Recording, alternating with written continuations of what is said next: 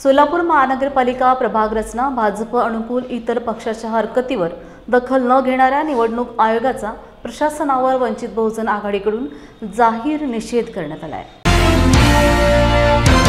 जय भीम मित्रांनो, आपल्या सर्वांना माहितीच असेल की संपूर्ण महाराष्ट्रामध्ये निवडणुकीची बुलबुल वाजवली आहे। या निवडणुकीच्या अनुषंगाने महानगरपालिका असेल, नगरपालिका असेल, ग्रामपंचायत असेल, या सर्व निवडणुकीच्या तयारीला प्रशासन लागलेलं आहे।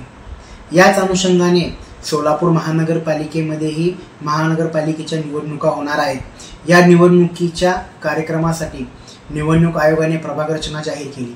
प्रभाग रचना जाहीर केल्यानंतर प्रभाग रचनेबद्दल कोणाच्या काही हरकती वगैरे आहेत का याची मागणी करण्यात आली आणि अनेक लोकांनी, अनेक राजकीय पक्षांनी आपल्या वेगवेगळ्या हरकती मांडल्या।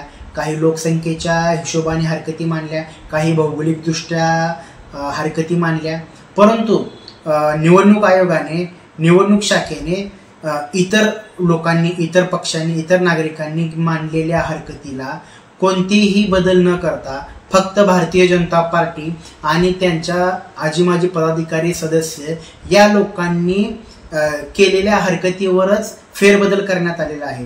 त्या अनुषंगाने सोलापूर महानगरपालिके क्षेत्रातील एकूण 10 प्रभागामध्ये मोठा बदल करण्यात आलेला आहे आणि हा बदल करून भारतीय जनता पार्टीच्या 39 नगरसेवकांच्या जागा ह्या सेट करण्यात आलेल्या आहेत। तर बांधवांनो, मला आज आपल्या माध्यमातून एवढं सांगायचं आहे की हे प्रभाग रचना करत असताना इतर नागरिकांच्या जर तुम्हाला हरकती जाणून घ्यायच्याच नसेल आणि त्यांच्या हरकतीवर निर्णय घ्यायचाच नसेल तर ह्या निवडणुकीचे नाटक कशाला? तुम्ही हुकुमशाही जाहीर करा। हे असंच या ठिकाणी प्रशासनाचे दिसत आहे आणि ही निवडणूक आयोग भाजपचंच एक सेल म्हणून काम करताना दिसत आहे।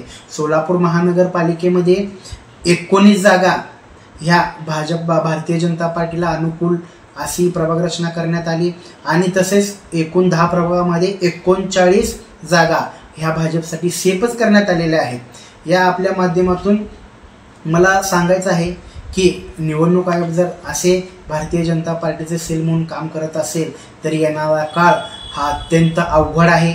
माझं सर्व राजकीय पक्ष असेल, संघटना असतील आणि जे कोणी निवडणूक लढणारे उमेदवार असतील, या सर्वांना माझी विनंती आहे की या भारतीय जनता पार्टीच्या सेलबाबत, निवडणूक आयोगाच्या बाबत आपण रस्त्यावर उतरलं पाहिजे। आपल्या हरकतीला का बदल केला नाही किंवा का विचारात घेतलं नाही याचा जाब आपण विचारला पाहिजे। एवढं या ठिकाणी बोलतो, थांबतो। जय भीम, जय संविधान, जय भारत।